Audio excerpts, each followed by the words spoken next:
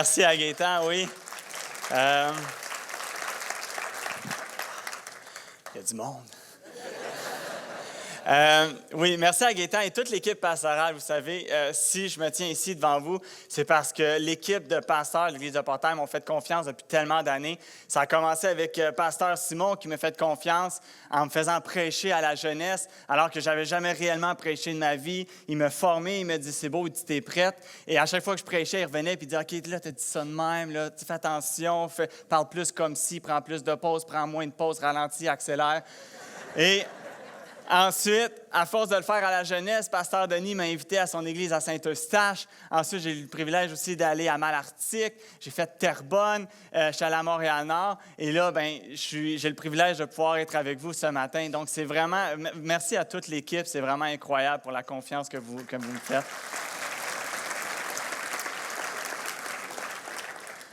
On va aller ensemble dans un livre qui est vraiment, vraiment très intéressant. On va être dans la première lettre de Paul aux Thessaloniciens. C'est une lettre qui est intéressante de la manière qu'elle a été écrite, la raison pour laquelle elle a été écrite. Donc, alors que vous tournez, on va être dans 1 Thessaloniciens, chapitre 5, à partir du verset 12. Alors que vous tournez, laissez-moi vous raconter le contexte de cette lettre. Donc, pendant un de ces voyages missionnaires, c'est normal, je m'entends écho quand même. Vous, c'est correct? Oui, c'est parfait. Pendant un de ces voyages missionnaires, Paul, avec Silas, ils vont arriver dans la ville de Thessalonique et ils vont commencer à prêcher la bonne nouvelle de Jésus. Et il y a beaucoup de gens qui vont placer leur foi en Jésus-Christ. Et avec beaucoup de conversion, va venir beaucoup de persécution. Et la persécution va devenir tellement intense que Paul et Silas, en fait, vont devoir se sauver, vont devoir quitter la ville de Thessalonique et ils vont se réfugier à Bérée. Et rendus à Bérée, qu'est-ce qu'ils vont faire? Ils vont continuer à prêcher la bonne nouvelle de Jésus. Et encore une fois, alors qu'ils vont être à Bérée, beaucoup de gens vont venir à la connaissance et à la repentance. Et encore beaucoup de conversions. Et qu'est-ce qui va arriver? C'est que les Juifs, c'était surtout des Juifs qui faisaient beaucoup de persécutions à Thessalonique. Lorsqu'ils vont entendre que Paul est rendu à Bérée, qu'est-ce qu'ils vont faire? C'est qu'ils vont se déplacer jusqu'à Bérée et ils vont continuer la persécution là-bas. Et encore une fois, ça va devenir tellement intense que Paul va devoir s'enfuir. Et même plus tard, Silas et Timothée, qui étaient avec eux à ce moment-là, vont devoir s'enfuir et quitter la ville, tellement la persécution est intense. Et là, Paul, en tant que bon berger, il est inquiet. Il est inquiet parce qu'il y a à Thessalonique une jeune Église qui vit la persécution. Et Paul, ce qu'il va faire, c'est qu'il va tenter d'y retourner, mais il va dire qu'à plusieurs reprises, alors qu'il a tenté d'y retourner, l'adversaire lui en a empêché. Et qu'est-ce qu'il va faire? Il va décider d'envoyer Timothée. Timothée, il est grec. Thessalonique, c'est une ville grecque. Et Timothée, qui est grec, peut-être un petit peu moins connu aussi, pouvoir s'introduire un petit peu plus incognito. Timothée va se rendre jusqu'à Thessalonique et Paul va lui demander d'encourager les frères qui sont là-bas et de prendre des nouvelles. Et lorsqu'il va revenir, il va donner les nouvelles à Paul. Ça va être des nouvelles qui vont être extrêmement encourageantes, ça va être des bonnes nouvelles, mais la persécution continue. Donc, c'est pour ça que Paul va décider il va comme s'asseoir avec Timothée et Silas et il va décider de rédiger cette lettre afin d'encourager l'Église à persévérer dans la persécution. Et c'est une lettre qui est extrêmement encourageante. C'est une lettre où Paul ne cesse de mentionner la foi, l'amour et la persévérance de cette Église. Il va même aller jusqu'à dire que vous êtes un modèle pour les gens de votre province, vous êtes un modèle pour les gens de la province d'à côté et même vous êtes un modèle pour les gens en tout lieu. Wow! Hey, c'est l'église Le Portail, ça? Non, imaginez que pasteur Gaétan vienne un dimanche matin et qu'il dit « Hey, gang, on a reçu une lettre de John Piper. » Et qui dit, et John Piper, ce grand prédicateur, théologien américain, il lit la lettre et il dit « Hey, église Le Portail, vous êtes un modèle pour les gens du Québec, vous êtes un modèle pour les autres provinces du Canada et plus encore, vous êtes même un modèle pour nous jusqu'aux États-Unis. » Avouez que, oui, c'est ça qui... C'est ça que Paul est en train de leur dire. Et avouez que si on recevait une lettre comme ça, on se dirait hey, « Wow! Hey, on est hot! » Hein? Puis on pourrait quasiment s'attendre à ce que Paul terminerait sa lettre en disant « Bien, gardez ça comme ça, gang, statu quo, vous n'avez rien à faire, tout ce que vous le faites tellement bien, j'ai rien d'autre à rajouter. » Mais ce n'est pas ça que Paul va faire. Et c'est là qu'on va aller ensemble ce matin. Paul, il va leur dire, alors que vous continuez d'avoir la persécution, avant que je vous quitte, avant que je termine ma lettre, voici quelques encouragements afin de persévérer dans l'adversité. Et c'est ça que je veux voir aujourd'hui. C'est ça le titre de mon message, « Une Église qui persévère dans l'adversité ». Et là, peut-être qu'il y en a qui se disent, « Ouais, mais est-ce que vraiment ça s'applique à nous, une Église du Québec en 2024? Est-ce que réellement on connaît la persécution? » Je ne pense pas qu'on est peut-être autant persécutés qu'étaient les Thessaloniciens, mais il y a de la persécution. Et des fois, elle est peut-être juste un petit peu plus subtile.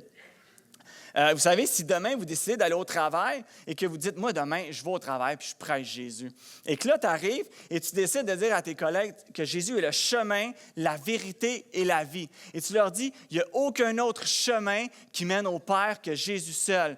Il n'y a aucune autre vérité à l'extérieur de Jésus. Tout ce qui contredit la parole de Dieu est mensonge et est faux. Et la seule et unique vraie vie est en Jésus. » Amen. Je ne suis pas sûr que tes collègues vont dire la même chose. D'après moi, tu vas tout de suite commencer à ressentir un petit peu d'oppression. Les gens vont commencer peut-être à te tasser de côté. Ils vont te moquer. Et vous l'avez sûrement déjà subi, il y en a qui vont se fâcher contre toi. Et ça pourrait même aller jusqu'à ce que tu finisses dans le bureau de ton patron. Est-ce qu'il dirait « Hey, les chrétiens, ils slack un peu. » là. La réalité, c'est qu'est-ce qu'on va faire? C'est qu'on va comme se donner des raisons pour moins évangéliser au bureau. Hein? On va dire, ouais, mais tu sais, un lieu de travail, c'est pas vraiment la place pour le faire. Ou des fois, on va dire, je parle par mon témoignage, mais je n'utilise pas les paroles. Ou il y en a des fois, c'est, j'attends la bonne occasion. Quand ça fait 10 ans que tu attends la bonne occasion, elle est peut-être passée puis tu l'as juste manqué. La réalité, c'est qu'il y a de l'adversité. On le voit dans nos écoles. Si vous, comme moi, vous avez des enfants qui sont à l'école, on le voit qu'il y a plein de choses qui sont enseignées à l'école que régulièrement, tu dois reprendre et rediriger de la parole de Dieu. Alors qu'on essaie d'enseigner nos paroles dans les voies de l'Éternel, il y a de l'adversité qui vient de l'école et on doit reprendre et dire, « OK, je comprends, le professeur a dit ça, on va juste y aller voir ce que la parole de Dieu enseigne. » On l'a vu aussi pendant la pandémie, alors que tout plein de cinémas, théâtres réouvraient, mais que les églises n'étaient pas prioritaires. Il y a de l'adversité même au Québec, frères et sœurs. Donc, tournons ensemble 1 Thessaloniciens, chapitre 5, verset 12 à 28. Chapitre 5, verset 12 à 28.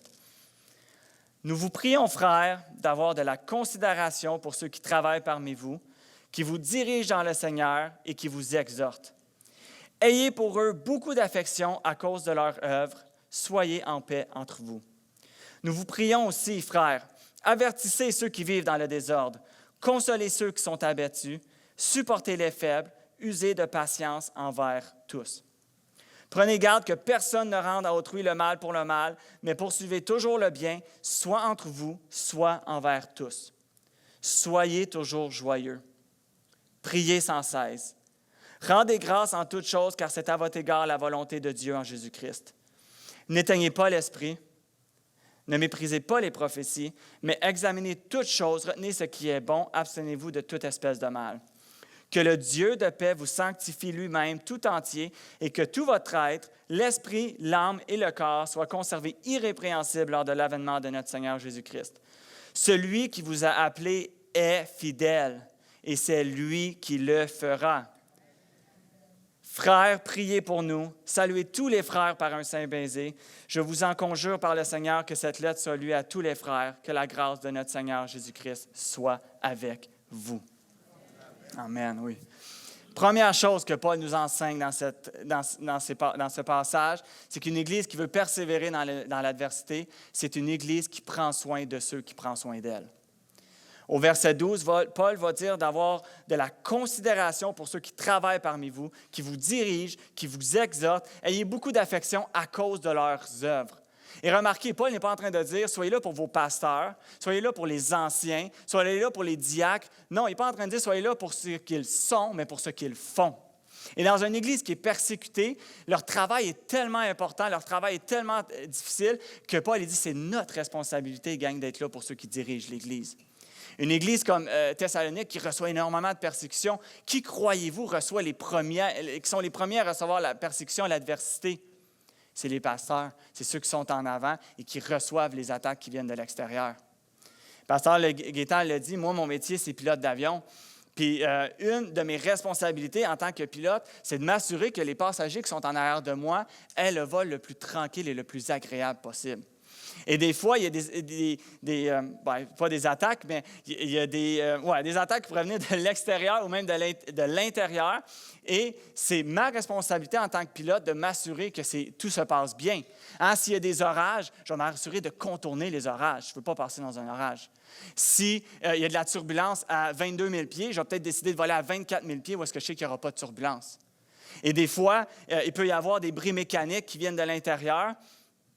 Je sais, vous entendez avion, bris mécanique, là, il y en a qui capotent. C'est sécuritaire, soyez sans crainte. On est formé pour ça, mais ça peut arriver. Et quand il y a un bris mécanique, qu'est-ce qu'on fait? C'est qu'on va régler le bris.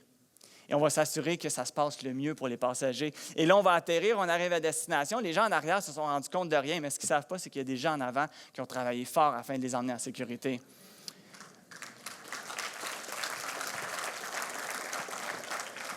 Là, j'imagine, si vous avez applaudi, vous savez où est-ce que je m'en vais. C'est ce que les pasteurs font.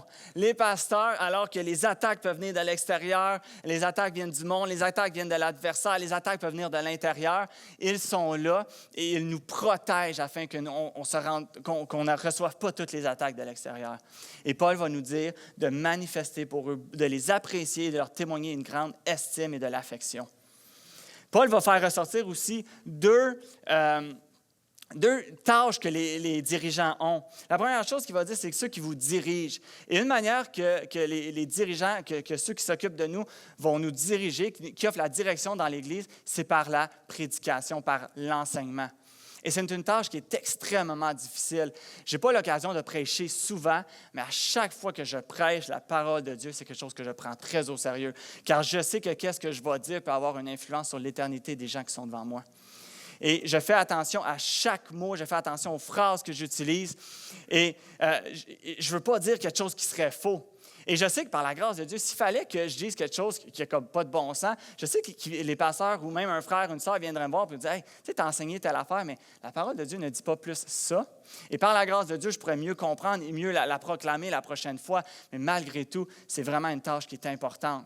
Et vous savez, pour la plupart, vous savez qu'au portail, on prêche textuellement la Bible, on prêche d'un couvert à l'autre.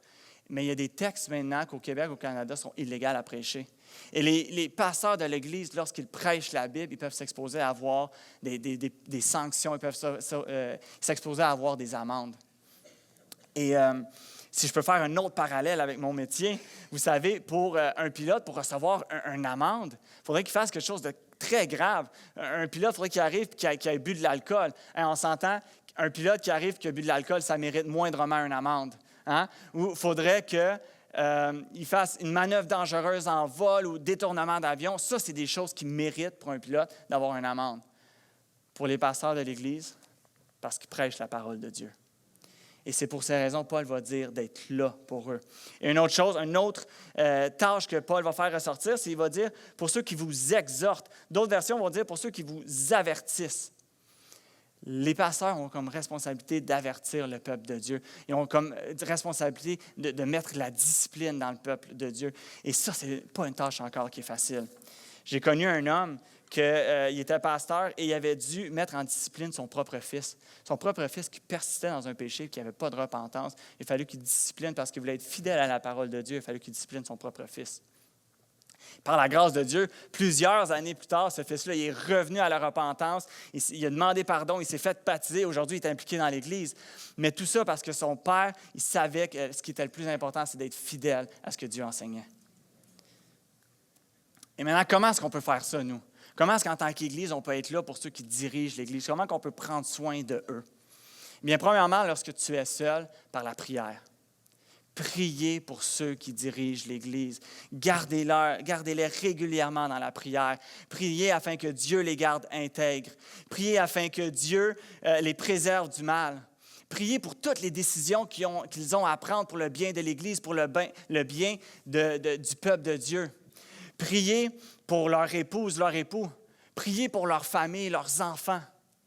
Priez afin que Dieu renouvelle leur force. Savez-vous combien de pasteurs ont arrêté de pratiquer parce qu'ils étaient épuisés, épuisement professionnel ou simplement parce qu'il y avait tellement d'attaques qu'ils n'étaient plus capables? Savez-vous combien? Moi non plus, je ne le sais pas, mais je sais qu'il y en a beaucoup. Je sais qu'il y en a beaucoup. Et je sais aussi que la meilleure manière qu'on peut les aider, c'est d'en persévérant dans la prière. Savez-vous, il y a environ 2000 personnes qui... Oui, amen.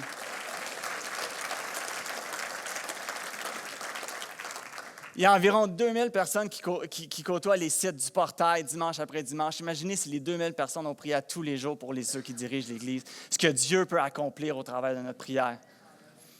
Une autre manière qu'on peut être là aussi pour eux, c'est en donnant financièrement. Vous savez, un pasteur qui n'a pas à se soucier des états financiers de son Église, c'est un pasteur qui peut s'occuper mieux des tâches de l'Église, qui peut s'occuper mieux de diriger l'Église. S'il n'a pas à se soucier de son salaire et puis de tout ce qui rentre dans l'Église, il peut s'occuper mieux des choses de l'Église. Une autre manière, alors qu'on peut faire ça alors qu'on est seul, on peut faire ça aussi quand on est avec eux. Quand on est avec eux, on peut aller les voir. Allez les voir, gênez-vous pas. Allez les voir et dites-leur hey, « merci pour la prédication. Merci pour ce que tu as enseigné ce matin. » Et là, je ne dis pas ça pour que vous venez me voir après.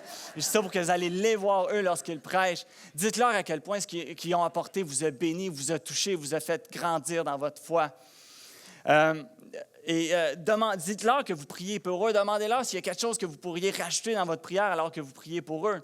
Vous savez, on a tendance, on regarde ce que Paul va dire à Tite et Timothée sur les critères que devrait être un ancien. Et on se dit, ouais, les pasteurs, les anciens dans l'Église, c'est des super chrétiens.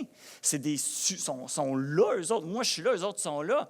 Mais non, quand tu regardes, Paul va dire qu'ils soient irréprochables, qu'ils soient maris d'une seule femme, qu'ils soient sobres, modérés, réglés dans leur conduite, hospitaliers, non violents. C'est toutes des choses que nous devrions tous être en tant que chrétiens. La différence, c'est que les pasteurs, ils vont prêcher par leur exemple. Ce n'est pas des super chrétiens. Ils ont besoin que nous soyons là pour eux. Ils ont besoin qu'on aille leur dire et qu'on leur démontrer de l'amour. Et aussi, alors qu'on le fait quand on est seul, on le fait quand on est avec eux, on peut le faire aussi quand on est avec d'autres personnes.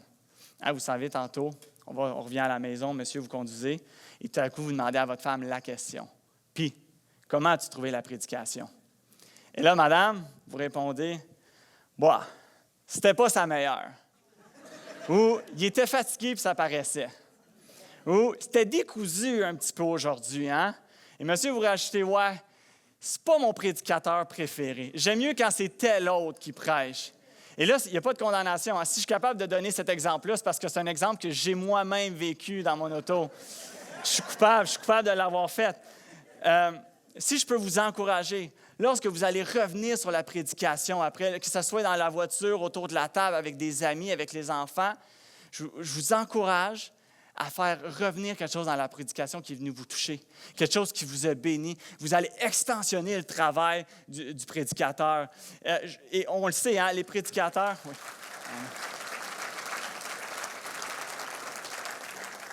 Les prédicateurs prêchent à tous les dimanches. Ils prêchent une seule chose et ils prêchent Jésus. Et s'il prêche Jésus, je vous garantis qu'il y a quelque chose qui est venu vous toucher. Je vous garantis qu'il y a quelque chose qui vous a béni. Et non seulement ça va vous bénir d'en reparler, mais vous allez bénir les gens avec qui vous allez être. Ça va toucher les gens avec qui vous allez être. Et vos jeunes enfants qui sont avec vous, ça va leur montrer l'exemple. Les enfants vont voir et vont dire « Wow! Hey, papa et maman, ils ont de la considération pour... Peut-être pas considération, ils ne savent peut-être pas ce que ça veut dire, là, mais ils vont peut-être dire il y a de l'amour, il y a du respect pour les gens qui dirigent l'Église. Et ça va leur montrer comment est-ce qu'on traite les dirigeants de l'Église, à quel point leur travail est important, et nous, on prend soin d'eux. Et on continue. Paul va continuer en disant qu'une Église qui traverse l'adversité, qui veut traverser l'adversité, c'est une Église qui prend soin de ses membres. Paul va dire au verset 14, « Nous vous prions, frères, avertissez ceux qui vivent dans le désordre, consolez ceux qui sont abattus, supportez les faibles, usez de patience envers tous. » C'est intéressant que Paul n'est pas en train de dire aux pasteurs de prendre soin des membres. Non, il dit que c'est la responsabilité des membres de prendre soin des autres membres. Une Église grosse comme le portail, ce serait impossible pour les pasteurs de prendre soin de tous les membres. Ils passeraient tout leur temps à faire ça. Il dit non, c'est notre responsabilité en tant que membres de prendre soin les uns les autres. Et là, on est dans une Église qui est fatiguée, qui est épuisée, tout le monde est persécuté, tout le monde est comme à bout de souffle. Et alors qu'on pourrait les voir en train de dire hey, « Paul, t'es sérieux? J'ai de la misère à me gérer moi-même, puis tu me demandes à gérer les autres? » Oui, c'est ça qu'il est en train de dire. Puis il dit « C'est justement parce que tu as de la misère à te gérer que tu es la meilleure personne pour gérer ton frère. » Vous savez, aux Olympiques de 2020, qui ont eu lieu en 2021, lors du marathon, il y a quelque chose d'absolument incroyable qui s'est passé vers la fin du marathon. Donc, un marathon, c'est une course de 42 km. Et dans les derniers, peut-être 2 km, tu avais 4 personnes qui s'étaient séparées du peloton, avec 4 personnes qui étaient vraiment loin devant. Il y en avait un qui était très, très loin. Lui, c'était sûr qu'il était à la première position. C'était assuré pour lui. Il y en avait 3 autres qui se suivaient un en arrière de l'autre. Donc, il y en a un présentement qui est en 2e position, un au milieu qui est en 3e, et le 3e de ce peloton-là, présentement, est en 4e position. Il est au pied du podium, il n'y a pas de médaille. Et là, le gars qui était au milieu de ces 2 gars-là, donc qui est en ce moment en 3e position, c'est son ami qui est en arrière de lui. C'est son ami en ce moment qui est au pied du podium. Et là, ce qu'il va faire, alors qu'ils sont en fin de course, sont épuisés, sont plus capables, il va y avoir un petit signe de main de même, voulant dire « Ah oui, viens-t'en.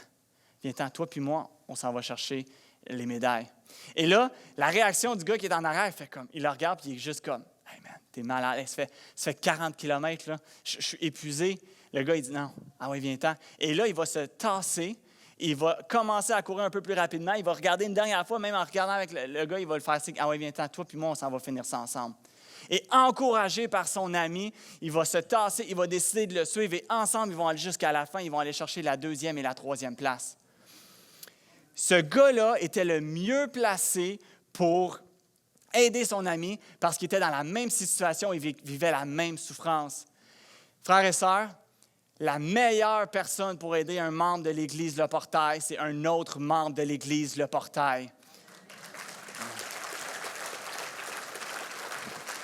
Tu dis, ouais, mais tu comprends pas, là, en ce moment, mon couple ne va pas bien, je suis en train de perdre ma famille, tout ça. Oui, mais tu as un frère ou une sœur qui est ici et qui, en ce moment, a perdu sa job et il ne sait pas s'il va pouvoir payer l'hypothèque à la fin du mois.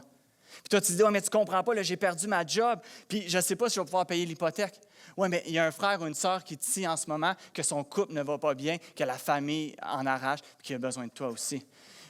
Comprenez-vous, c'est le même combat. Le combat, il est spirituel. Et il n'y a personne qui comprend mieux ce combat-là qu'un autre chrétien. Il n'y a personne de l'extérieur, personne du monde qui pourrait aider les chrétiens, les membres de l'Église à persévérer et à continuer. Imaginez-vous, hein, si on prend l'exemple de la course, qu'il y avait un spectateur qui était sur le bord de la rue et qui en voyant les 3 passer, il regarde le dernier et il dit « Hey, toi là, sais-tu que tu es au pied du podium en ce moment? Ah ouais, cours, continue, rattrape-les. » Le gars, il aurait dit « Hey, tu n'as aucune idée de ce que je vis? Tu ne comprends pas, hey, ça fait 40 km que je cours à 3 minutes le kilomètre. Si vous faites la course, vous savez que c'est très, très rapide. Et non seulement ça, mais j'ai 2 athlètes olympiens, j'ai 2 Olympiens qui sont devant moi. Tu n'as aucune idée de quoi tu parles. Je suis désolé, mais tu ne peux pas m'aider. » Non, ce qui faisait de l'influence, c'est que le gars qui souffrait avec lui, le gars qui comprenait sa situation, frères et sœurs, nous sommes les mieux placés pour nous aider les uns les autres.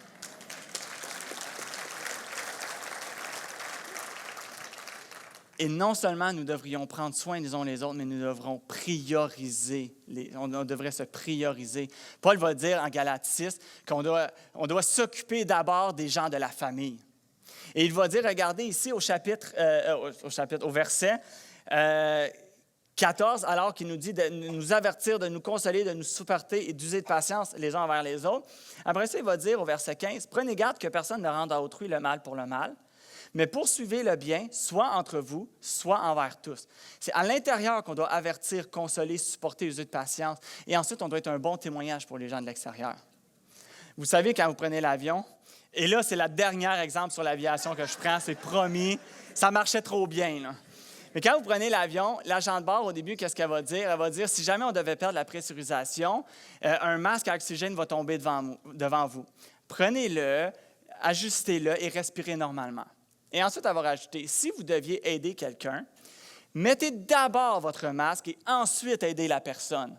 Savez-vous pourquoi elle dit ça? Parce que si tu tombes dans les pommes, tu ne peux pas aider la personne qui est avec toi.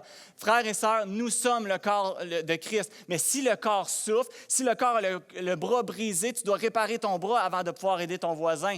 On a comme responsabilité d'aider les gens de l'extérieur, mais nous devons prendre soin du corps afin que le corps soit en forme, en santé, et ensuite qu'on puisse mieux servir le monde et leur proclamer la bonne nouvelle de Jésus. Et je termine avec ça, alors que... ce point-là. Alors que c'est des gens qui sont jeunes. C'est une église qui est jeune. Une église qui est jeune et malgré tout, Paul dit « Soyez là les uns pour les autres ». Vous savez, je veux juste m'adresser à toi si tu es ici en ce moment, que tu sois jeune en âge, que tu sois un jeune chrétien, ça fait pas longtemps que tu es chrétien. Tu sais, si Dieu t'a placé ici aujourd'hui, tu fais partie de sa famille, tu fais partie de son corps, tu fais partie de l'Église.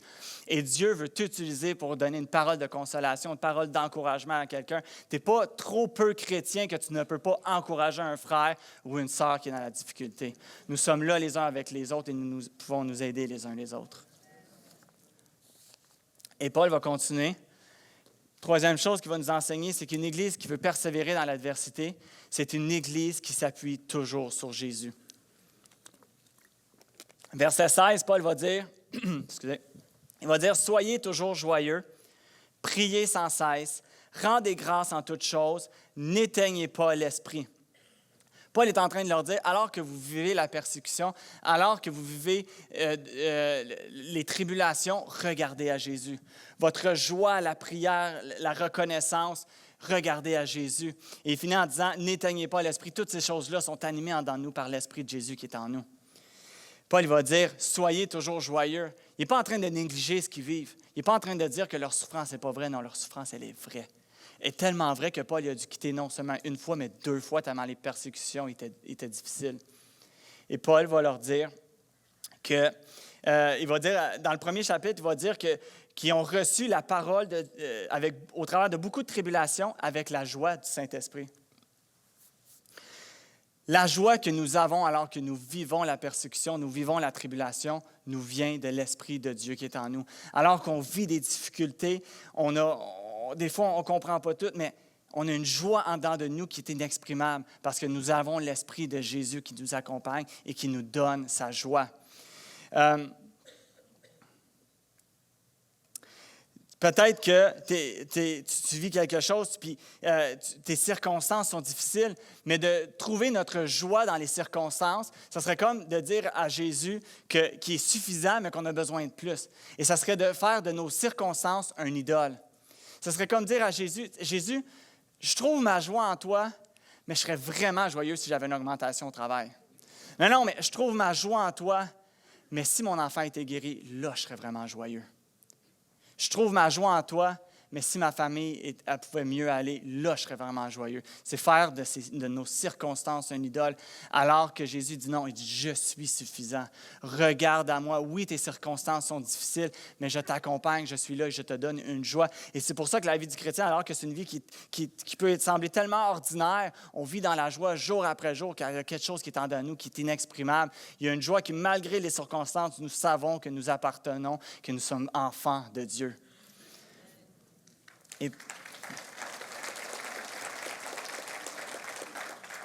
Et Paul va continuer, il va dire « Priez sans cesse ». Ils sont dans des difficultés, ils sont dans des tribulations, et nous vivons des épreuves, frères et sœurs, nous vivons des difficultés, et Paul nous enseigne de continuer de persévérer dans la prière. Et de persévérer dans la prière, ce n'est pas de penser que je dois prier sans jamais arrêter, ou ce n'est pas de penser qu'à force de prier, Dieu va finir par flancher et va répondre à ma prière, non. Prier sans cesse, c'est de persévérer et d'être régulier dans la prière. C'est de mettre un moment à part à tous les jours pour parler à Dieu. On raconte que D.L. Moody, un évangéliste américain, avait décidé de prier à tous les jours pour 100 personnes qui étaient dans son entourage. Il dit, je vais juste prier régulièrement, je vais être fidèle à prier pour ces 100 personnes-là afin qu'ils puissent venir à la connaissance de Jésus-Christ. Et alors qu'il était vivant, sur ces 100 personnes-là, il y en a 96 qui ont donné leur vie à Jésus. Oui, amen. Lorsqu'il est mort, les 4 autres étaient à ses funérailles. Et les 4 autres ont donné leur vie le jour de ses funérailles. Il avait simplement décidé d'être fidèle à la parole de Dieu puis juste de prier régulièrement. Et Dieu ne lui a même pas laissé de voir tout le fruit de son travail. Dieu a dit, tu vas en avoir 96 venir au Seigneur, mais il y en a 4 que tu ne verras jamais, mais persévère jusqu'à ton dernier souffle à prier pour les gens. Dieu agit. Prier sans cesse, c'est de savoir que Dieu t'entend et qu'il t'écoute, peu importe l'endroit et le moment de la journée. Il n'y a pas de bon ou de mauvais, il n'y a pas un bon ou un mauvais endroit, il n'y a pas un bon ou un mauvais moment. Tous les endroits sont de bons endroits pour prier. Tous les moments sont de bons moments pour prier. Prie quand tu es à l'épicerie. Prie quand tu attends à l'hôpital. Prie quand tu es à l'école, tu es au travail. Prie le soir, rentre dans la chambre de tes enfants et va intercéder pour eux. Prie pour tes enfants alors qu'ils dorment. Promène-toi dans leur chambre et prie pour eux. Prie quand tu es dans la voiture. Hein, j'avais entendu un pasteur raconter ça un jour, puis c'est quelque chose que j'ai décidé d'appliquer et c'est merveilleux. Hein, quand tu reviens le soir, puis tu as ta journée de travail dans le corps, tu es fatigué, tu es épuisé, tu as vécu du conflit, et là, tu es overwhelmed, tu es brûlé, t'en as vécu beaucoup, et là, tu t'arrives à la maison et tu ne sais pas ce qui va t'attendre à la maison. Moi, ma femme est à la maison et elle fait vraiment un travail incroyable de s'occuper de la maison, de s'occuper des enfants. Mais il y a des fois, je dis bien des fois, que lorsque je reviens à la maison, j'aimerais ça arriver et de voir que j'arrive puis que je rentre dans la maison puis que mes enfants sont assis dans le salon, sur le divan, qui font de la lecture.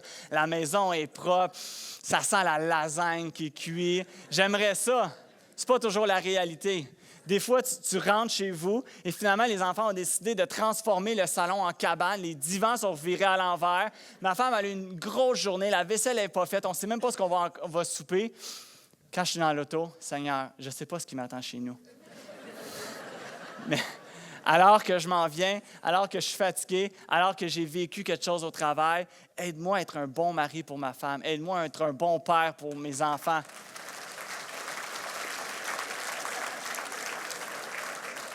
Tu demandes à Dieu de renouveler tes forces alors que tu rentres dans la maison, juste de te redonner une énergie, puis d'être là, puis de « let's go », j'arrive à la maison, puis on n'abandonne pas. Prier sans cesse, c'est de quand tu dis à quelqu'un « Hey, je vais prier pour toi », c'est de le faire pour de vrai. Combien de fois, j'entends des combien de fois est-ce qu'on a dit à quelqu'un « Je vais prier pour toi » et on se revient d'abord puis on oublie complètement de prier pour la personne. Encouragement pour vous. Si vous dites à quelqu'un hey, « je vais prier pour toi », je vais prier pour toi maintenant, là, et tu viens voir la personne et je prie avec toi maintenant. Si tu textes avec la personne, je vais prier pour toi. Après ça, dépose ton téléphone et prie maintenant. Prends un moment tout de suite pour prier pour la personne. Prier sans cesse, c'est de comprendre que la prière est notre arme la plus puissante contre l'ennemi. Prier sans cesse, c'est de savoir que ta prière est bonne, même si tu n'as pas toujours les belles grandes paroles et les beaux grands discours. Moi, personnellement, je souffre du complexe du baptiste. Et là, je sais qu'il y en a ici, vous venez des églises baptistes. Soyez bénis, j'ai grandi dans l'église baptiste. C'est des super de bonnes églises.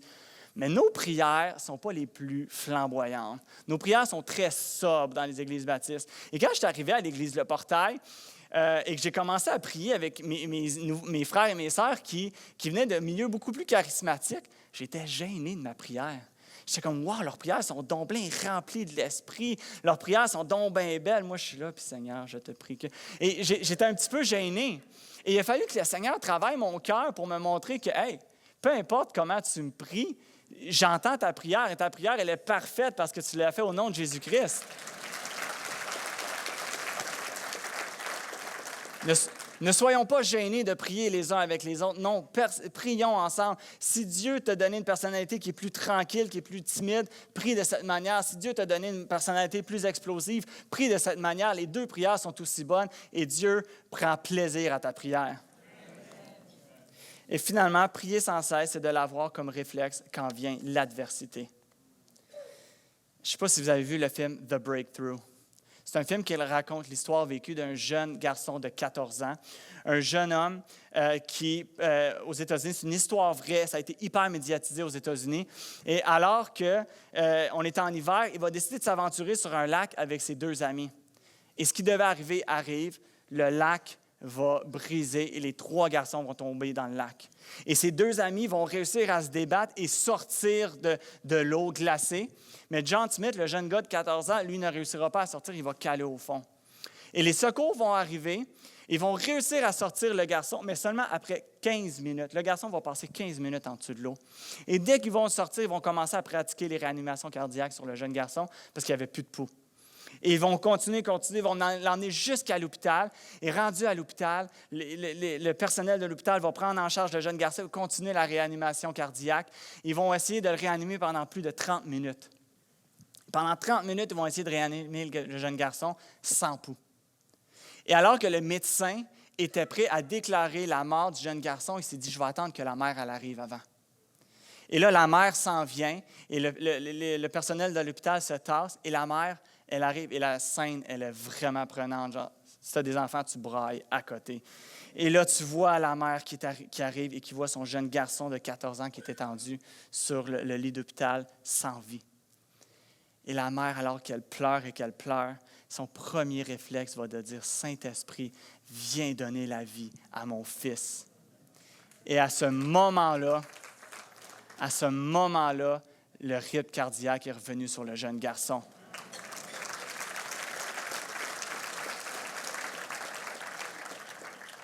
Le médecin a fait une sortie après ça et il a dit aux journalistes, « Boy dies, mom prays, boy comes back to life. » Le fils meurt, la mère prie et le fils revient à la vie. Et le fait que Dieu a répondu à sa prière, c'est merveilleux. Le fait qu'il a redonné la vie à son fils, c'est merveilleux. Mais ce qui était beau, c'est de voir le réflexe de la mère. Alors qu'elle voit son fils qui est mort, elle sait que la chose la plus importante, la meilleure chose qu'elle peut faire, c'est d'aller voir le Dieu qui lui a déjà donné la vie. Elle sait qu'il peut lui la redonner. Et c'est de tourner vers Jésus-Christ, de se tourner vers Dieu. C'est Saint-Esprit, Esprit de vie, viens donner la vie à mon fils. Et c'est le réflexe de la mère qui était beau à voir. Parce que Dieu a décidé de redonner la vie à son fils. Bien, il y a des gens qui ont prié la même prière et vous savez quoi? Dieu a dit, « Je l'entends ta prière, mais je reprends cette personne. » Et malgré tout, qu'est-ce que Paul va dire? Il va dire, « Rendez grâce en toutes choses. » Et là, il parle à une église qui se fait persécuter. Il leur dit, « Rendez grâce en toutes choses. » Alors que les circonstances ne sont pas favorables, Paul est en train de leur dire, « Oui, je comprends. » Mais parce que vous appartenez à Jésus-Christ, parce que vous êtes en lui, vous avez 1000 raisons de rendre grâce. Voici une petite histoire qui résume bien ce point. Matthew Henry, un prédicateur anglais du 17e siècle, fut attaqué par des malfaiteurs qui lui dérobèrent sa bourse. Dans son journal, il nota l'incident en y ajoutant ceci. « Je suis reconnaissant envers Dieu de n'avoir pas été volé plus tôt et de ce qu'ils m'ont pris la bourse, mais non pas la vie. Car bien que ce fût toute ma fortune, ce n'était pas grand-chose. Et je suis surtout reconnaissant d'être le volé et non pas le voleur. » Oui, lorsqu'on appartient à Jésus, on a 1000 raisons. Alors que tu vis la persécution, alors que tu vis une épreuve et que tu ne vois pas comment est-ce que tu vas pouvoir t'en sortir, tu ne vois pas le bout, eh bien, accroche-toi au Seigneur et vois tout ce qu'il te donne. Il met son esprit en toi qui te permet de traverser et de persévérer dans l'adversité. Il te prend dans ses bras et te permet de continuer. Il est fidèle, il est bon, ses bontés se renouvellent de jour en jour. Il est avec toi, il t'accompagne. Vous avez 1000 raisons, il t'a donné la vie. Tu pries, il t'entend. Et il te donne la réponse, pas nécessairement celle que tu veux, mais la meilleure réponse. Et pas dire « rendez grâce en toutes choses ». Et je termine avec ça. Alors que j'inviterai les musiciens à me rejoindre, la raison pour laquelle on peut persévérer dans l'adversité en tant qu'Église, c'est parce que Jésus prend toujours soin de son Église. Paul va dire au verset 23 que le Dieu de paix vous sanctifie lui-même tout entier et que tout votre être, l'esprit, l'âme et le corps soient conservés irrépréhensibles lors de l'avènement de notre Seigneur Jésus-Christ. Celui qui vous a appelé est fidèle et c'est lui qui le fera. Petite parenthèse, il va dire que tout votre être, l'esprit, l'âme et le corps. Esprit et âme. Il y en a des fois qui entendent ça et qui disent, OK, donc on a un corps, on a un esprit, on a un âme, on est comme 3 parties. Non, ce n'est pas ça que Paul est en train d'enseigner. Partout dans la Bible, le terme esprit et âme est interchangeable. Les deux veulent dire la même chose. Des fois, on lit esprit, des fois, on dit âme. C'est la même chose. Ce que Paul veut faire, c'est qu'il est en train de te souligner. Il veut comme te mettre en caractère gras, italique, souligner pour dire l'esprit, ton âme, cette partie spirituelle de toi que tu ne vois pas, qui est tellement importante. Ce n'est pas toi qui en prends soin, c'est Jésus qui en prend soin. Ta santé spirituelle, tout l'encouragement que Paul vient de leur donner alors qu'ils sont dans l'adversité, tout cet encouragement-là, cette santé spirituelle-là, ce n'est pas toi qui s'en occupe, c'est Jésus. Jésus est au contrôle et est en charge de ta santé spirituelle. De donner la santé spirituelle, de te donner ta santé spirituelle, ce serait comme de laisser la santé physique à un enfant, de lui donner la responsabilité de sa santé physique. Hein? Qu'est-ce qu'il mangerait? Bonbons pour déjeuner, bonbons pour dîner, puis on va faire une variation chocolat pour souper. Ah, les garçons, avouez, c'est ça, vous mangeriez, hein? Jésus, il s'occupe de ta santé spirituelle. C'est lui qui s'en occupe.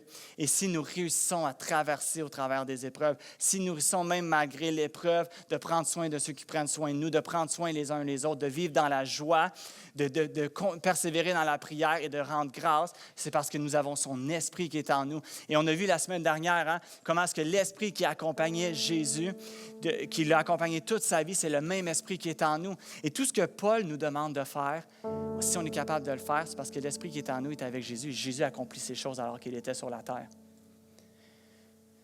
Paul va dire de prendre soin de ceux qui prennent soin de nous. Qui prenait soin de Jésus alors qu'il était sur la terre? C'était son Père.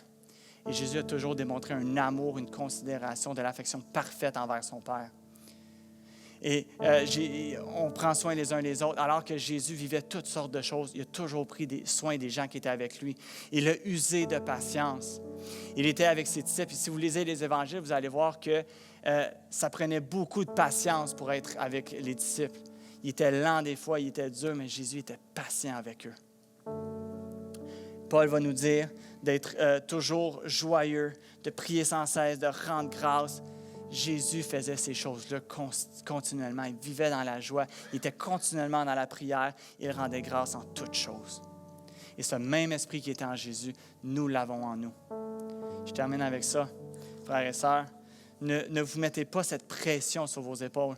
Ne mettez pas cette pression alors que vous vivez l'épreuve, alors que vous vivez l'adversité, alors que tu dis « je ne vois pas le bout. Je ne vois pas le bout. » Eh bien, ne vous mettez pas l'épreuve de continuer tout ça. Non, accrochez-vous à Jésus. Son esprit, il est en vous. Et son esprit est capable de faire ce que vous ne pouvez même pas imaginer. Tournez-lui vers vous, tournez-lui vers Jésus. Vous allez ressentir une joie, une paix. Vous allez avoir toutes sortes de raisons de rendre grâce. Ne mettez pas cette pression-là sur vous. Laissez Jésus la gérer et faites juste vous tourner vers lui et dire « Saint-Esprit, agis au travers de moi. » C'était la parole de Dieu pour aujourd'hui.